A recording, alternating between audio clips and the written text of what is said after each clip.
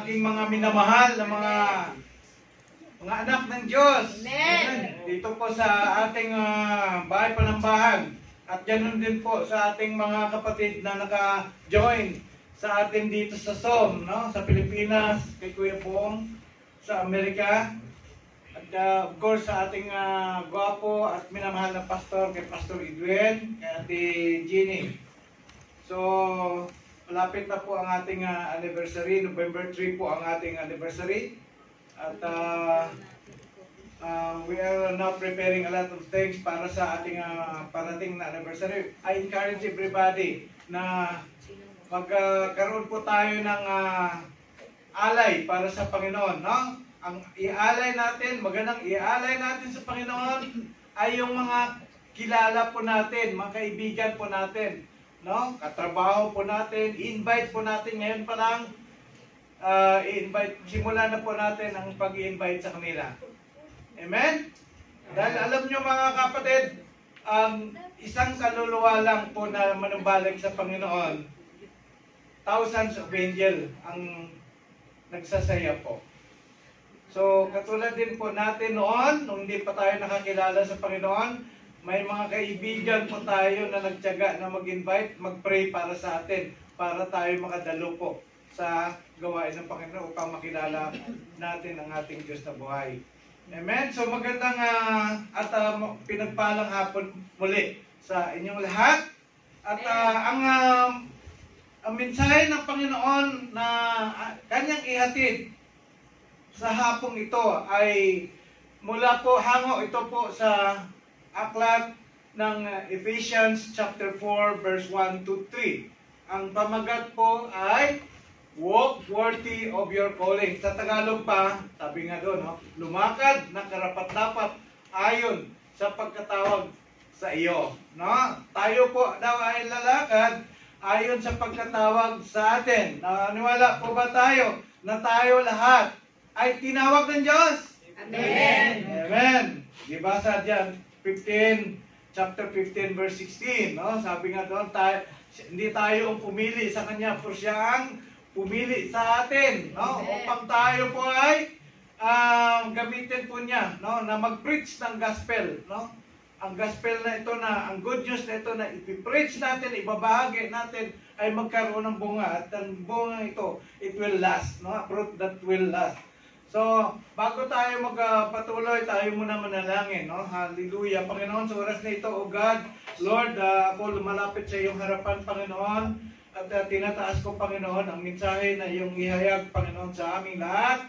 Gamitin mo itong mensahe na ito upang makita, Panginoon, Lord, ng mga anak mo, Panginoon, ang mga bagay, Panginoon, na, Lord, na aming, Lord, lalakaran na kung saan, Panginoon, kami mga tinawag mo at kami ang nararapat lamang, Panginoon, na kami, Panginoon, ay lalakad ayon doon sa pangalan, Lord, na dinadala po namin. Dalangin ko, Panginoon, na ang banal na Espiritu, ang siya, Panginoon, magtuturo sa amin.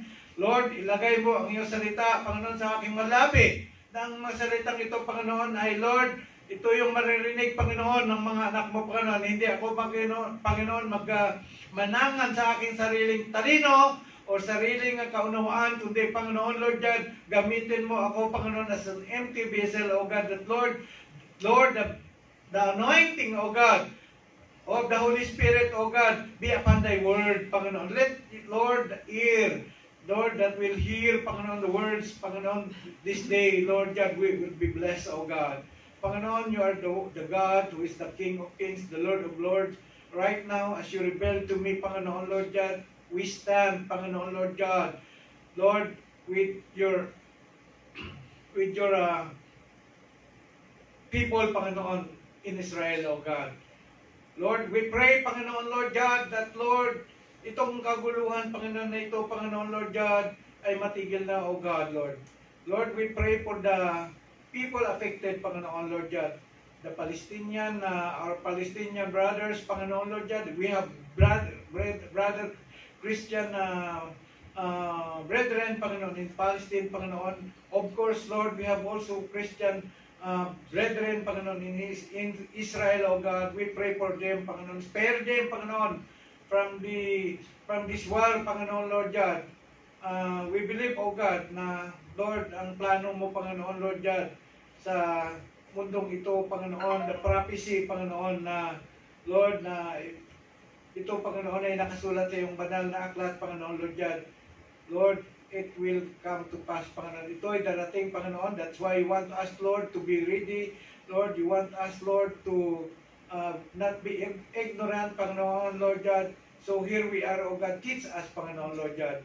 And Panginoon, I claim, Panginoon, sa hapong ito, Panginoon, that you are the one who will minister to every soul that is in this room, O God. In Jesus' name we pray. Amen! Amen.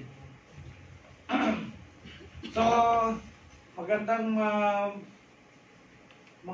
may mga pangyayari po na mainit, no? Mainit ngayon ang news tungkol dun sa bansang Israel, no? At saka sa Hamas, no? Patuloy po natin na ipag-pray po, no?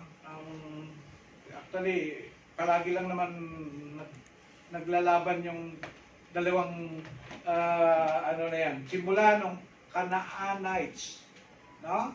Ang panahon hindi pa ano yan, hindi pa Palestine, no?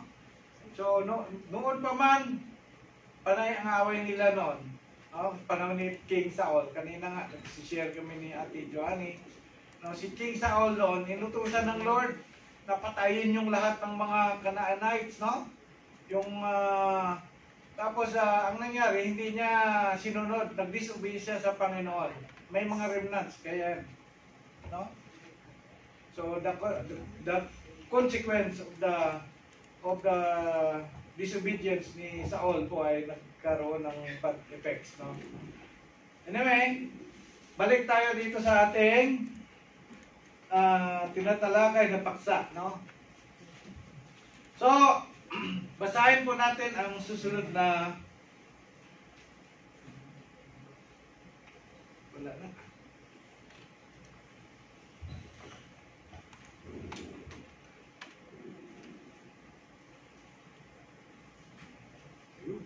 Okay. Basahin muna natin ang teksto para may ano tayo, may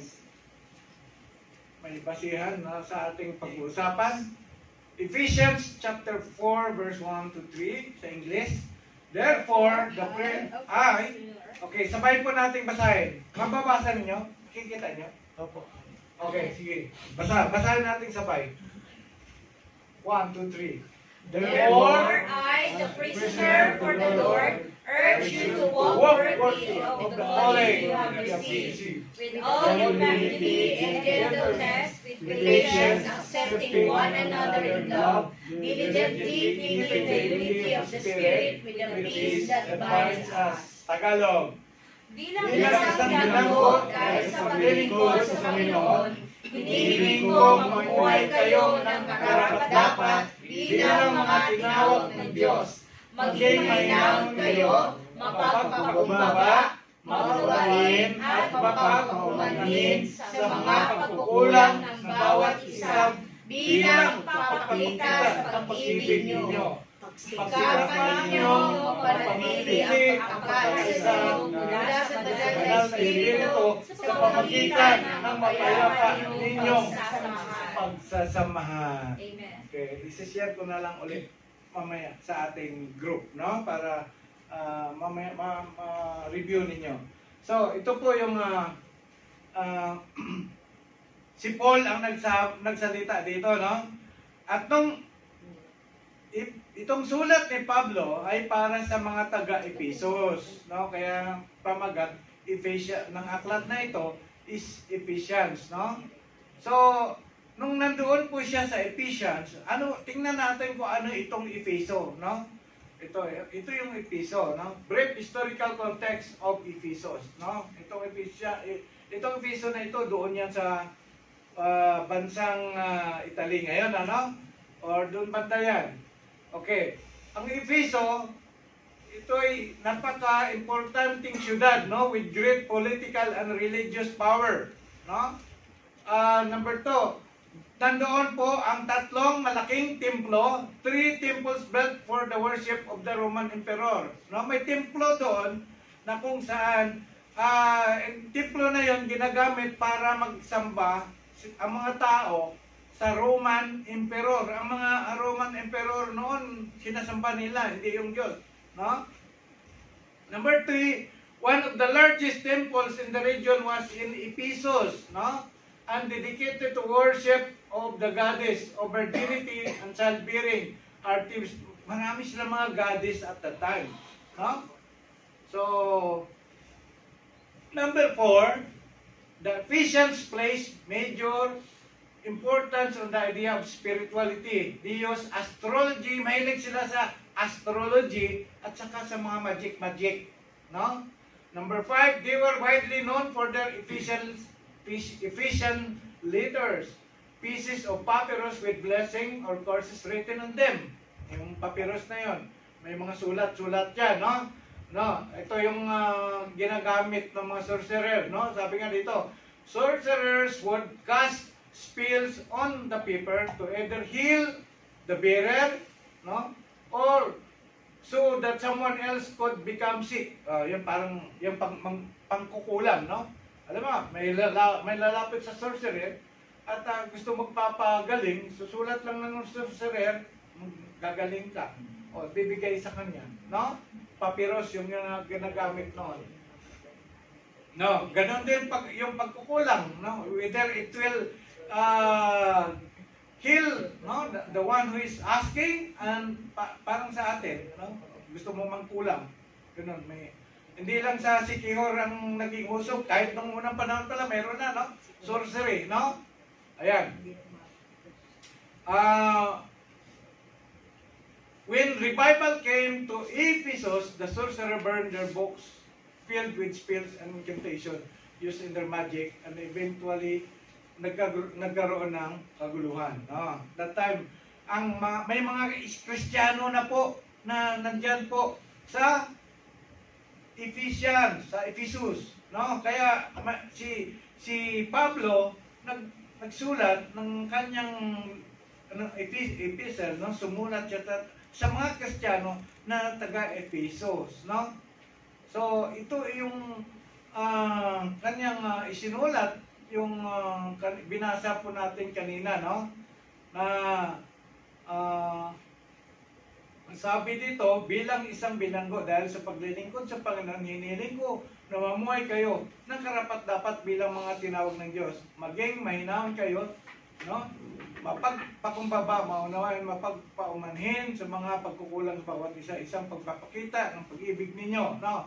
Pagsikapan ninyong mapapanatili ang pagkakaisa ninyo sa banal na espiritu sa pamamagitan ng mapayapa ninyong pagsasamahan. So, yan ang kanya mga reminders, no? Pagpaalala doon sa mga taga-Ephesians, no?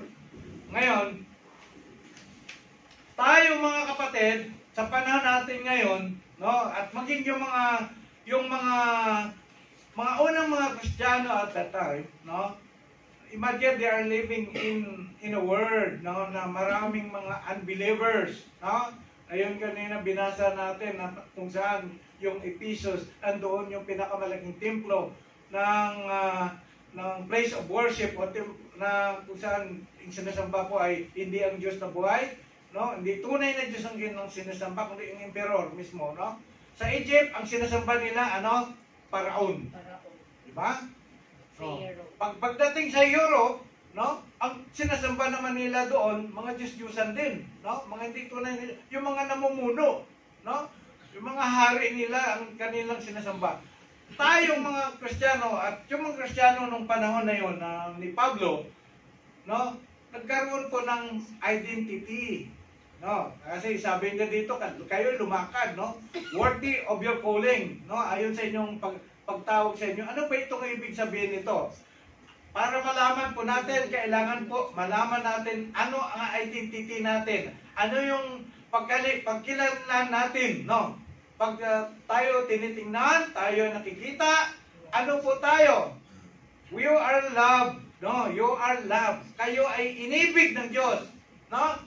See what great love the Father has lavished on us, that we should be called children of God, and that is what we are now. No? Ganito, tayo po ay minahal ng Diyos. Amen? Dapat itong tandaan natin, in Christ Jesus, our identity, we are loved by God. Amen? Tayo minahal ng Diyos. Baka magdadaw din, mahal ba ako ng Diyos? Mahal na mahal tayo ng Diyos. Amen? Tayo naman ay forgiven. We are forgiven. Tayo ay pinatawad. Pinatawad na. No? Sabi nga nito, bear with each other and forgive one another. If any of you has grievances against someone, forgive us. Forgive as the Lord forgive you. Nung si Jesus Christ ay pinako sa cross, di ba sumigaw siya doon? Ano yung last word niya doon? Ano yung isa sa last word ni palabra ni Jesus Christ? Father, forgive them for they do not know what they are doing. He is the God of forgiveness. Our Lord, our God is the love, is the God of love, and the God of compassion, and the God of forgiveness. No? So tayo po, we are already forgiven.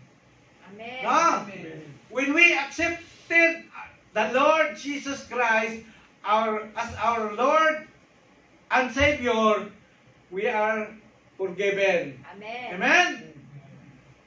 Nung sumigaw siya ng titilistay, di ba? Sabi niya, tapos na. Nabayaran ko na ang utang, pagkakautang ng mga naniwala sa akin. Di ba? So, you are a child of God. Tayo po ay anak ng Diyos. Diba? Hindi tayo anak ng Diablo. Anak tayo ng Diyos. No? Kung tayo po ay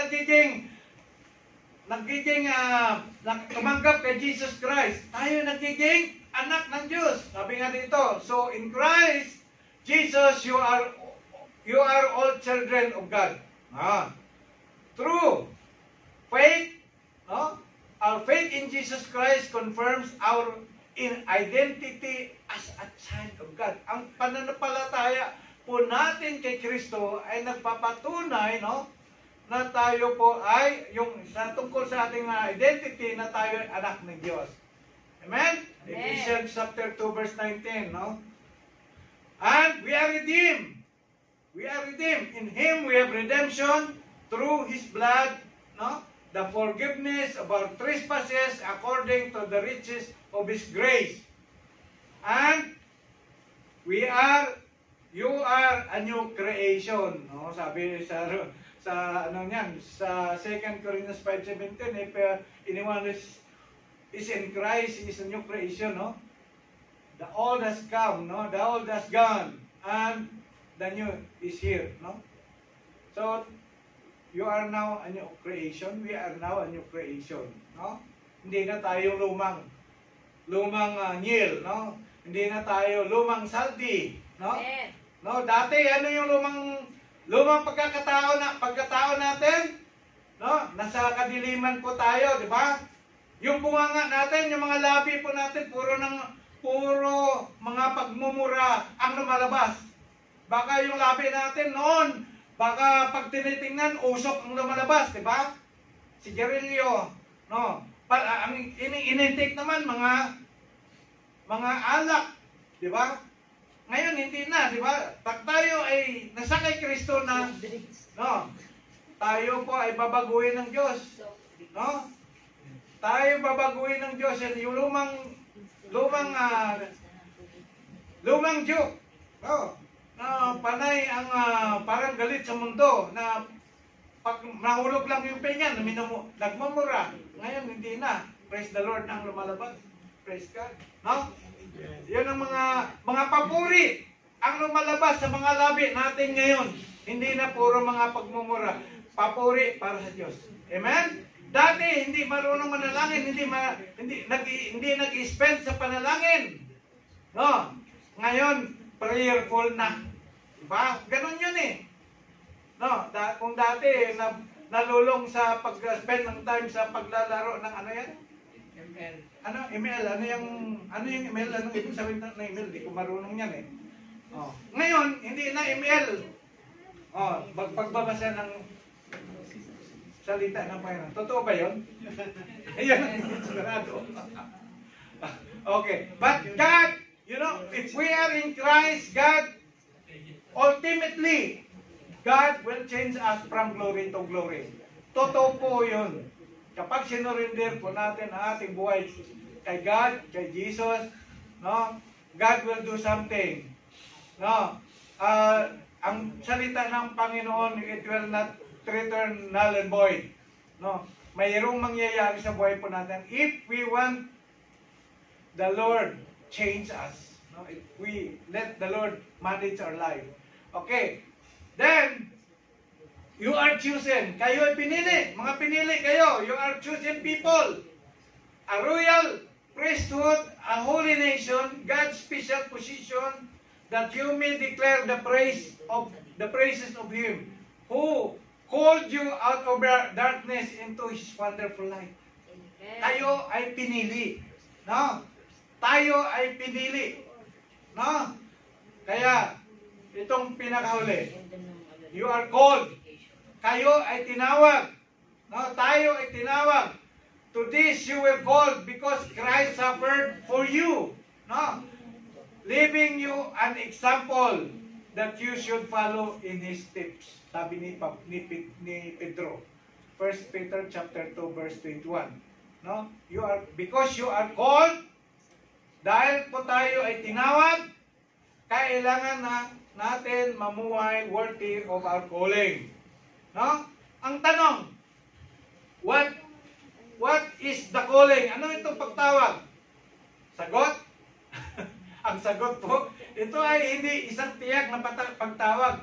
This is not the specific calling. Ang specific calling ay yung mga calling ng mga naglilingkod sa Diyos na kung saan mga apostles, pastor, teacher, evangelist, no? Yun ang specific calling, no? Gift, no? Ngayon, ito po ang calling na ito ay general calling or pangkalahatang pagtawag, no? Bilang mga Kristiyano, ito ay tumutukoy sa pangalan ng tumawag. Ano ibang magpakilala po tayo sa ating pananampalataya. Anong sinasabi natin? Tayo ay mga anong reliyon mo? Neil, pag may nagtanong sa iyo, ano yung reliyon mo? Born again. Maliban dun sa born again, ano pa? Wala. Maliban dun sa anak ng Diyos. Christians. Ako ay Kristiyano. Ganon. Ibig sabihin ng Kristiyano, ako'y sumulunod ni Kristo. Because born again is not a religion. No? Born again is not a religion. It's a relationship with God. Amen. Amen? Pagrelasyon kay God, ang born again. No? So, kapag tayo po ay tinitingnan, kaya dito, ito ay tumutukoy sa pagkuha ng pangalan ng tumawag. No? Kung ikaw sa pamamagitan ng pananampalataya ay tinanggap ni si Kristo bilang iyong Panginoon at tagapagligtas, ikaw ay magiging kabilang sa kanyang pamilya at sa makatwid ay dinala mo ang kanyang pangalan sa pamilya ninyo. Anong dinadala mong pangalan? Pangalan ng nanay mo o tatay? Di ba karamihan sa mga legit tatay? Kapag ang single mother, nanay. No? Katulad ng yung mga dalagang ina. No? Ang dinadala nilang apelyido ng mga anak nila, ang pinapangalan nila ay apelyido ng kanilang nanay. Di ba? Tayo, bilang sumunod ni Kristo, tayo, ang dinadala nating pangalan, kaninong pangalan? Kaninong pangalan? Pangalan ni Kristo. No? Pag tayo lumabas, pag sinasabi natin tayo ay Kristiyano, kaninong pangalan dinadala natin? Pangalan ni Kristo. No? Pangalan ni Kristo, pag sinasabi mong Kristiyano ka, ang dinadala mong pangalan ni Kristo. No? Then, ito. Ngunit, ito, sabi nga dito, ulitin ko ha. Sa makatwid ay dinadala mo ang kanyang pangalan, ang pangalan ni Kristo. Ngunit, ito ay nagdudulot ng bagong responsibilidad at pananagutan. Kapag dinala po natin ang pangalan ni Kristo, mayroong responsibilidad at pananagutan. Kaya, kailangan natin lumakad na ayon doon sa pagtawag sa atin. Ulitin ha? Ano yung pamagat?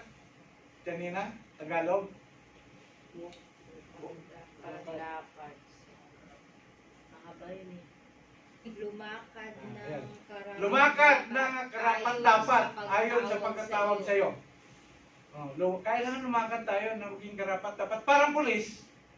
Kapag ang pulis po, nakikita natin sa mga daan, sila po, lumalakad sila bilang ayon doon sa pagkatawag, ayon doon sa bukasyon, ayon doon sa responsibilidad nila na sila ay pulis. So ang pulis, sila yung nag-implement ng batas, di ba? Sila po ay hindi dapat magnakaw. Sila po ay hindi dapat gumawa ng krimen. Di ba? Ganon? So bilang mga Kristiyano, dapat lumakad din tayo na masabing tayo ay sumulunod ni Kristo. Dahil pangalan ni Kristo ang nakataya diyan. No? Kaya may responsibilidad. No, dapat natin paglalakaran yung bilang para hindi mapahiya si Jesus Christ. 'Di ba? Ay, 'di ba pag nakikita Kristiyano ba 'yan? Ay, ganyan palang Kristiyano. So hindi na-glorify ang pangalan na ginagamit natin o dinadala natin. Tanong, paano tayo bilang mga Kristiyano ay lalakad na karapat-dapat sa ating pagkatawag upang kumatawan sa pangalan ni Kristo sa mundong ito? Paano natin dadalhin ang pangalan ni Jesus at bigyan ito ng karangalan upang ang iba ay naisin na maging bahagi din ng pamilya ni Jesus Christ? Paano? Ayon doon sa teksto na ating nabasa kanina sa Ephesians chapter 4 verse 1 to 3, sabi doon, sa verse 2, sinabi doon, be completely humble and gentle. Ano ito? Be completely humble and gentle. So, kailangan daw, ito, iwasan natin mag-isip na tayo ay mas mahusay, mas banal, kaysa ibang tao o sa kasama o kapatid po natin. No? Tayo ay hindi mas mahusay kaysa makasalanan sa labas. Bakit? Alalahanin po natin kung ano tayo dati. No, diyan din na tayo dati. Ang problema kung yung dati, hanggang ngayon dati pa rin tayo. Diba? So, ang paglapit kay Kristo at ang pamumuhay ng mga Diyos ay hindi natin dapat ipagmalaki at ipagmayabang. Amen. Huwag tayo magmayabang. No? But sabi nga dito sa sa James chapter 4 verse 6, but He gives more grace. No?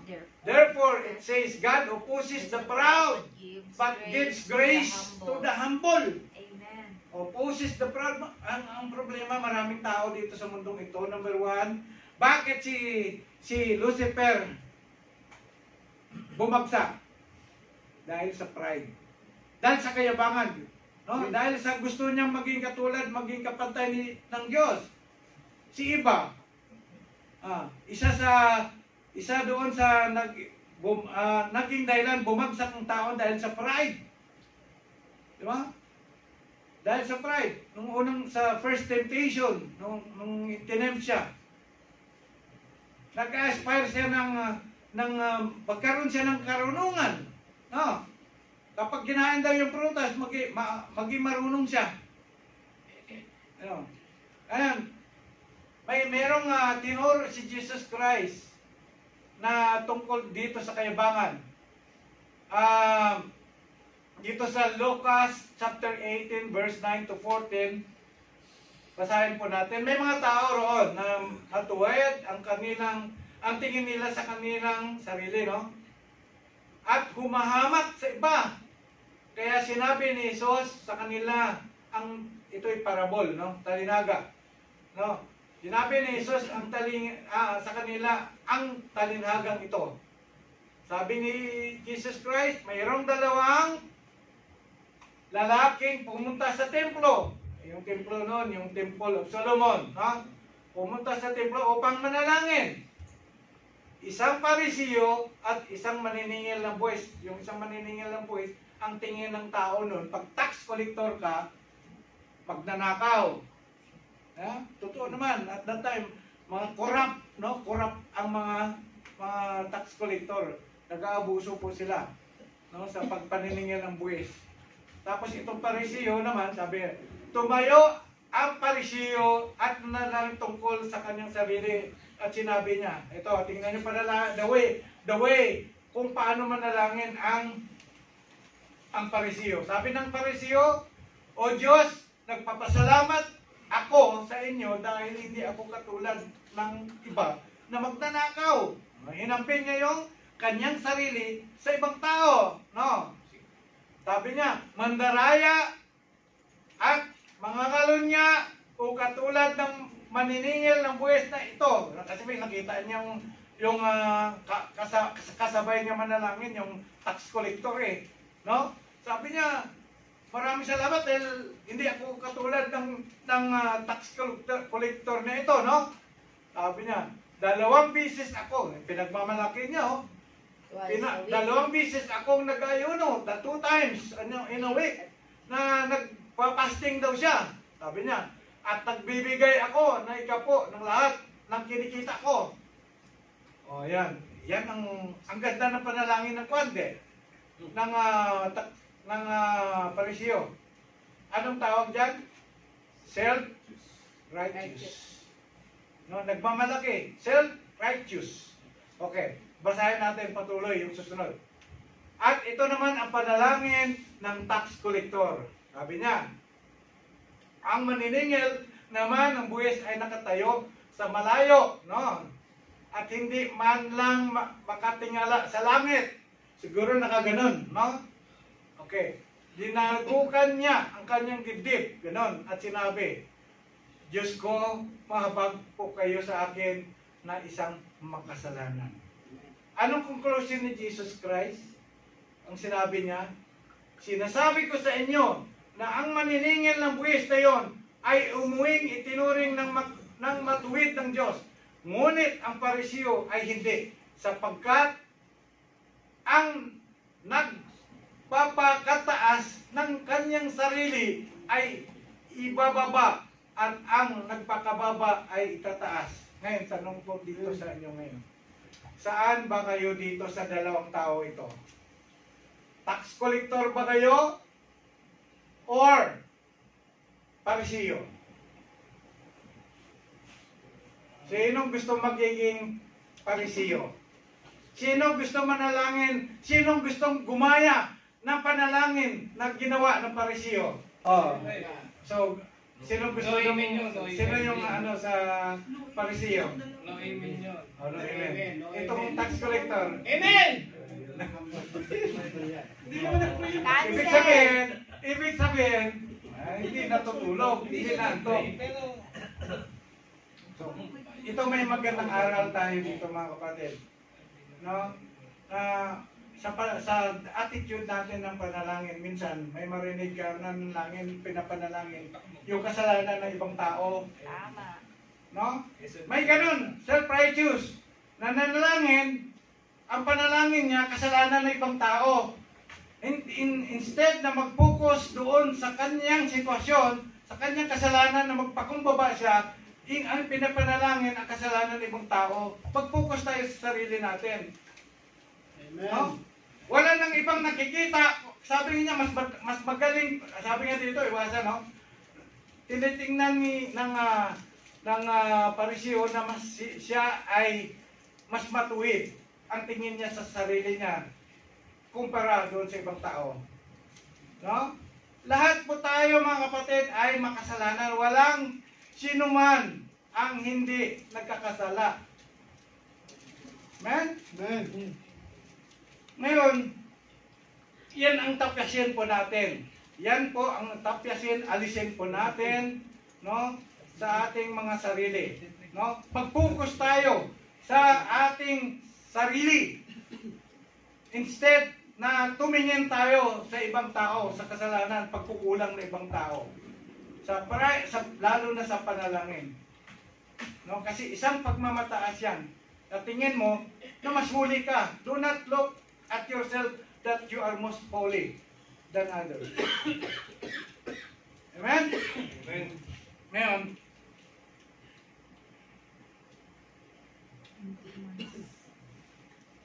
next. Wala na. May na siguro battery na. Ikaw na dyan.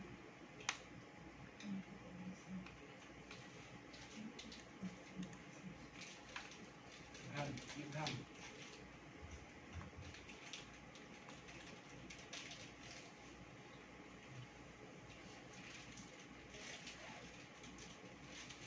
Okay. Ano pang susunod? Number 2. To walk worthy of our calling, we should be patient. No? We should be patient, bearing with one another in love. Ang patient daw ay isang ingredient, no, ng pag-ibig, no, na tinuro ni Jesus Christ doon sa actually si Pablo pala nagsulat, no? Sa 1 Corinthians chapter 13 verse 4, no, sabi doon, love is patient, no, and kind, no? And love does not envy or boast. It is not arrogant or rude, no? Pero ang number 1 diyan na sinabi sa verse 4 ng 1 Corinthians chapter 13, love is patient. So, pangalawa, bearing with one another. Ito yung pagtitiis sa bawat isa. No, tingnan mo nga yung mukha ng katabi mo kung pwedeng tiisin. Ano yung klaseng pagtitiis ginagawa ko dyan sa katabi mo? Ha? Tingnan mo, kaya mo bang tiisin? Siyempre, wala kang dapat pagtitiisan dyan. Anak ng Diyos yan eh. Maamo yung mukha. Tingnan mo. O, nagsisimangot ba yan? O. O, baka may ibang hindi mo matiis. No, may mga bagay na hindi mo matiis. Pero sabi dito, kailangan magtiis tayo. No, sabi nga dito, pagtitiis sa bawat isa ay isang mahalagang bahagi ng pagpapahayag ng pagmamahal sa bawat isa. Yun, no? Ano nyo? Ang mga mananampalataya ay may spiritual na pagpapala mula kay Kristo sa pamagitan ng biyaya niya. Ano yung spiritual na biyaya na tatanggap ninyo kay Jesus Christ? Ano yung natatanggap nating spiritual blessing? Our what? The moment that you receive the Lord Jesus Christ. Ano yan? Salvation. Lahat po tayo. No, tayo ay marumi. Tayo ay makasalanan. No, because the love of God, because of the love of God, because of the grace of God, because of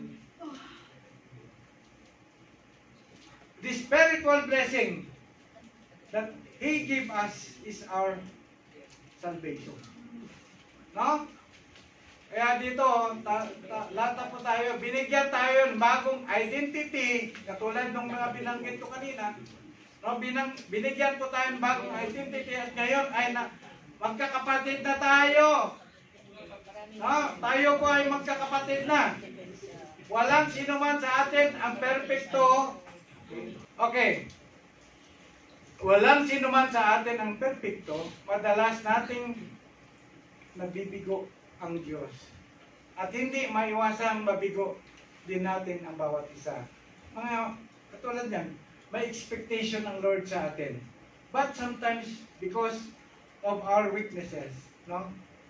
Nagdudulas tayo minsan, nafe-fail tayo minsan, no?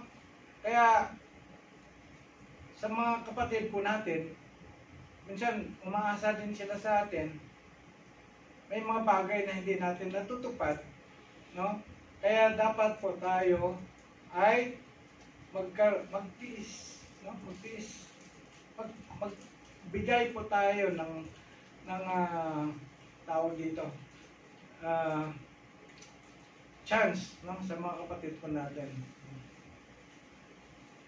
So, sabi dito, dahil sa taglay sa kainang ito, kailangan natin ang biyayang pagtitiis mula sa isa't isa.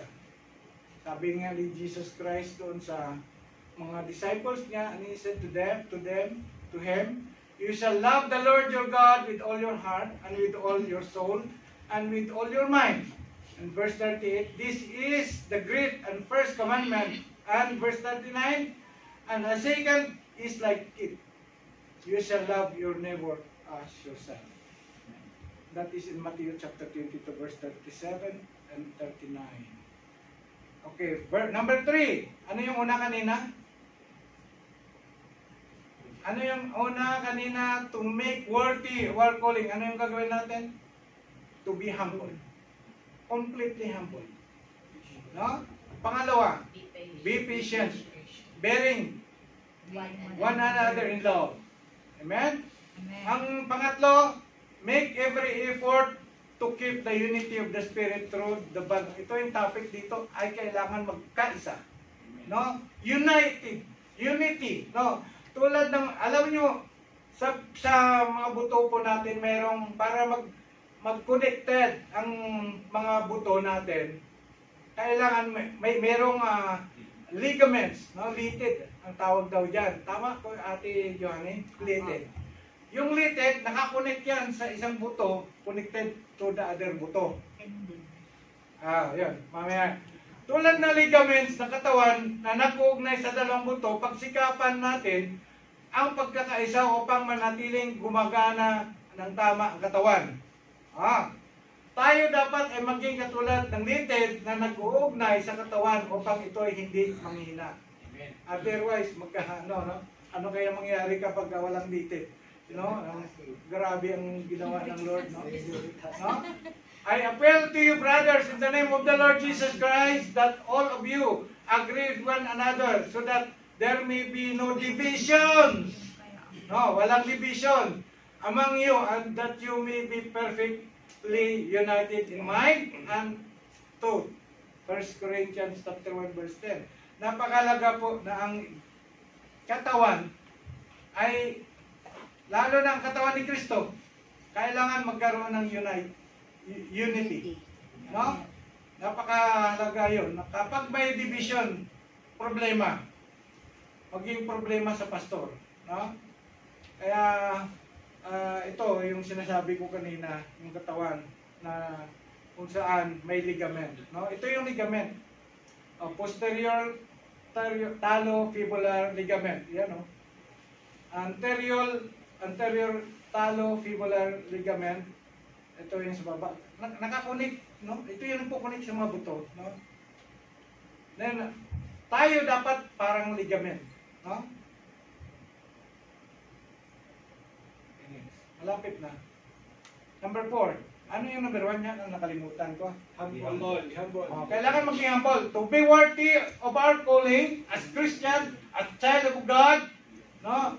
Being the followers of Christ, upang hindi mapahiya ang Panginoon, makita ng tao na tayo ay mga sumulunod, kaya kailangan po tayo magiging humble. Hindi mayabang. Amen? Hindi. Kailangan tayo hindi maging mayabang. Kailangan tayo magiging humble. Amen? Okay, pangalawa, kailangan po tayo ay maging patient. Bearing in love, bearing one another in love. Pangatlo, unity. May exam kayo mamaya. Pang-apat, walk the talk. Yun. Walk the talk. Ito, you encourage others to pray, but you don't pray. You encourage others to be faithful, but you are not faithful. You encourage to be humble, no? Others to be humble, but you are full of pride and not submissive to the leaders, to your husband, no? Or to one another, no?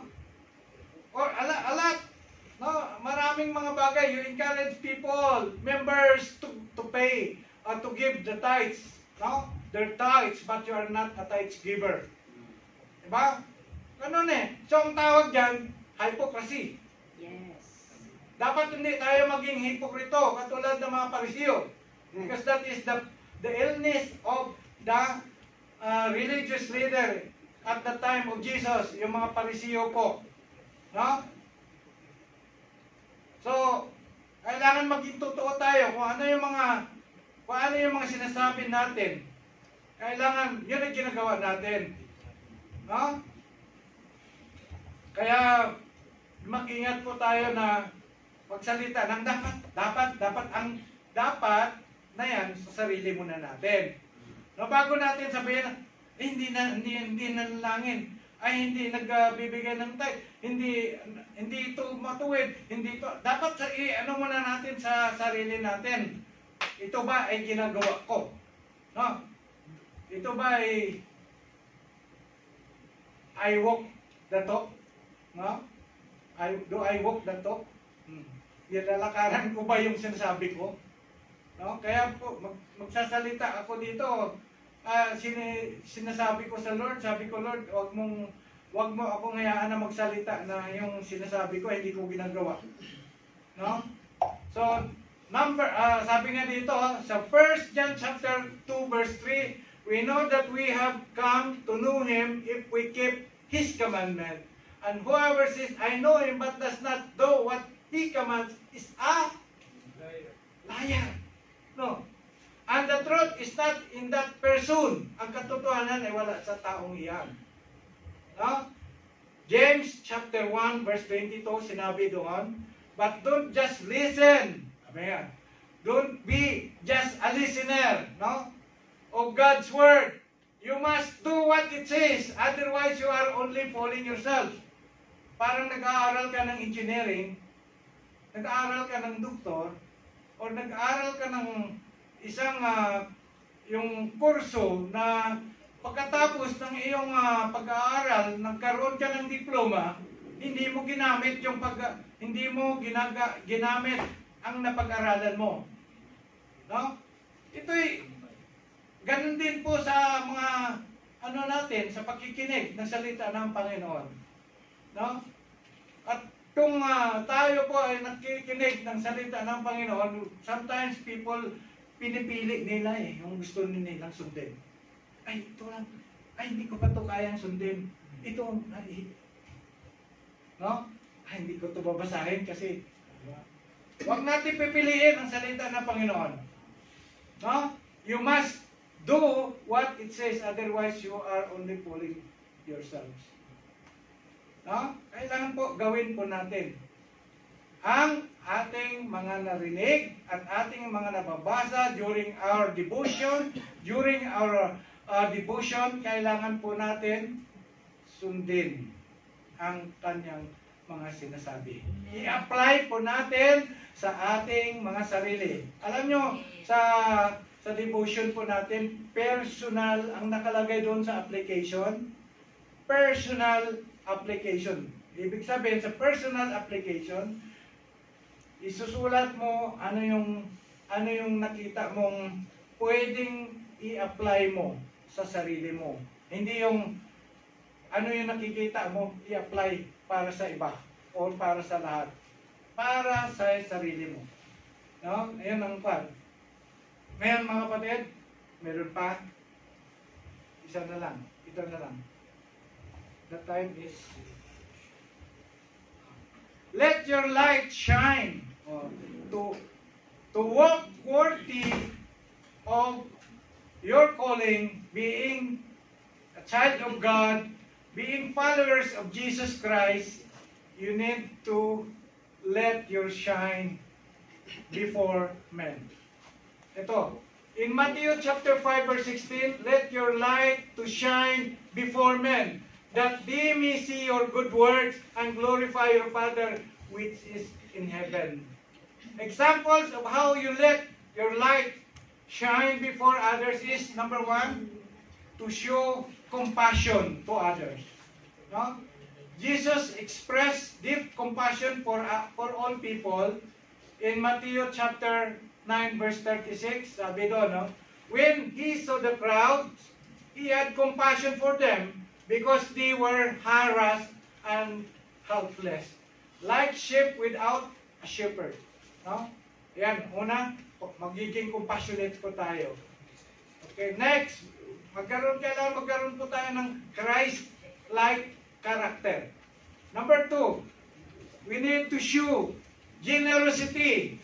Christians are called to be generous with their money, their time, resources, and of course, love. No? After all, everything that we have belongs to God. Tema, nagre-ready na yung mga kapatid.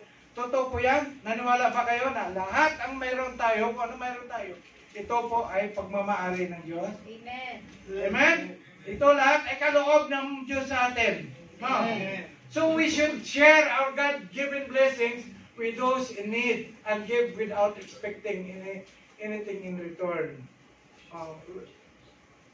So, you walk worthy of your calling, being child of God, being Christians, if you do this.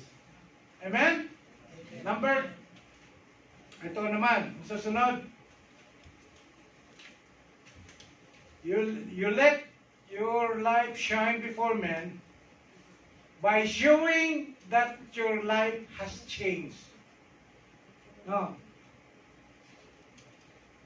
Ano ito? 1 Corinthians 5:17. 1 Corinthians 5:17, if anyone who is in Christ is a new creation, behold, the old has gone and the new has come.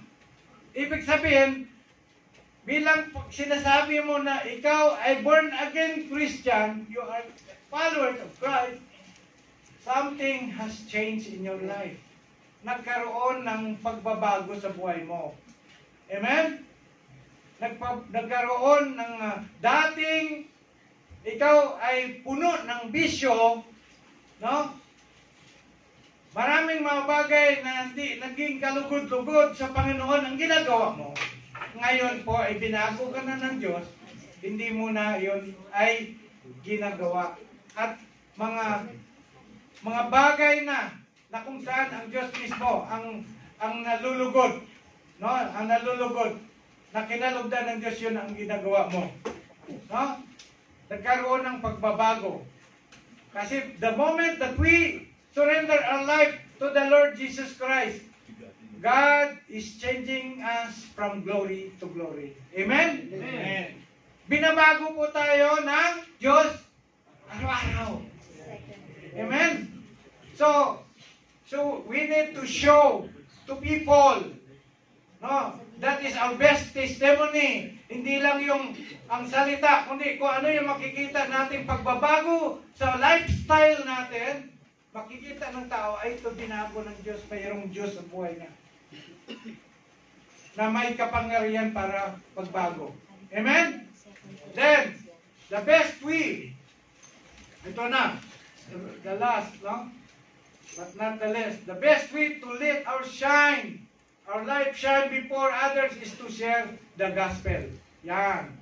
I-share po natin ang good news, no? To others. The good news is that God redeemed sinners through the death and resurrection of Jesus Christ. Amen. So, dito na lang po ang ating ang salita ng Panginoon. Gusto ko magtanong. Ano yung unang gagawin natin? To make us, to walk us worthy of our calling. Number 1. Number 2. Be patient. Be patient and bearing one another in love. Number 3. Unity of the Spirit. Unity of the Spirit. Be united. Okay, number 4. Walk Walk na to. Okay, number 5. Let your light shine. Palakpakan po natin ng ating Diyos na word. Ang matalino na mga anak ng Diyos. Oh, grabe. Pag ganito, gusto ko tuwing Friday ako na mag-preach eh. Kasi mga matatalino yung mga anak ng Diyos. Glory to God, oh. Minsan lang nagpapasaway pero mahal na mahal ko kayo mga kapatid, ha? Kita mo. Nakikinig kayo, di marunong kayo. Sana paglabas dito, hindi makalimutan, ano? Magtatanong ako doon sa bilyaran mamaya. Okay, mga kapatid, samanin niyo ako sa closing prayer. Thank you, Lord, sa oras nito, Panginoon, Lord God, banal na Espiritu, maraming salamat, O God, Lord, sa iyong ginawa, Panginoon. Binigyan mo ako, Panginoon, ng wisdom to share, Panginoon, this topic, Panginoon, na sinabi ni Pablo, Panginoon, that we must walk worthy of our calling, Panginoon, being a child of God, O God, being your follower, O God, Lord Jesus. Panginoon, sinisilyuhan ko ang lahat ng mga narinig na iyong anak na iyong Lord, itinuro sa hapong ito at ito ay hindi manakaw ng diablo, O God. Hayaan mo, O God, na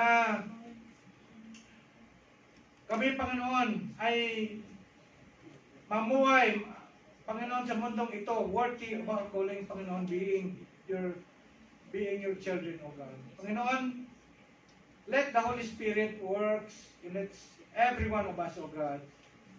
Let, Panginoon, Lord God, let us, O God, Lord, share, Panginoon, the good news to other people, O God. And help us, Lord, to be humble.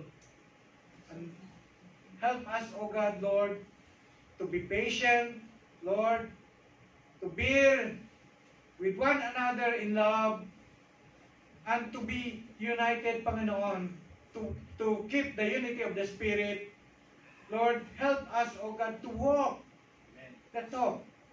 Na kami, Panginoon, ay lalakad ayon doon sa mga sinasabi namin, Panginoon. At ganoon din, Lord, tinataas ko, Panginoon, na kami, Panginoon, Lord God, ang aming ilaw, Panginoon, ay mapakita, Panginoon, sa mundo, Panginoon, Lord God. Hindi kadiliman, Panginoon, kundi ilaw, Panginoon, na nagmumula sa iyo, O God. Lord, alam mo ang mga kapatid namin na may mga pangailangan sa oras na ito, O God. Naniwala kami, Panginoon, na ikaw ang Diyos na nakakita, nakakabatid. You are the God who is an all-knowing God. Ikaw ang nakakaalam sa mga kahilingan namin, Panginoon. We claim, Panginoon, that Lord, as we pray, sinabi mo, Panginoon, Lord God, na sinagot mo na ang aming mga panalangin, Panginoon. We claim that, Lord, that assurance, O God. And thank you, God, because we have the God of yesterday, today, and forever. And you are the God who is so faithful unto us, O God. I claim, Panginoon, that, Lord, this church, Panginoon, our Tabernacle Christian Fellowship, Panginoon, Lord, will grow, Panginoon, in numbers, O God. Maraming mga kaluluwa, Panginoon, ang dalhin mo dito, Panginoon, Lord God, upang sila, Panginoon, ay makakilala sa iyo, O God. Gamitin mo kami lahat, Lord, sa pag-invite, Panginoon, sa pag-encourage, Panginoon, Lord, sa pag-follow up, Panginoon, sa mga kapatid namin na matagal na hindi namin nakasama, Panginoon, Lord God.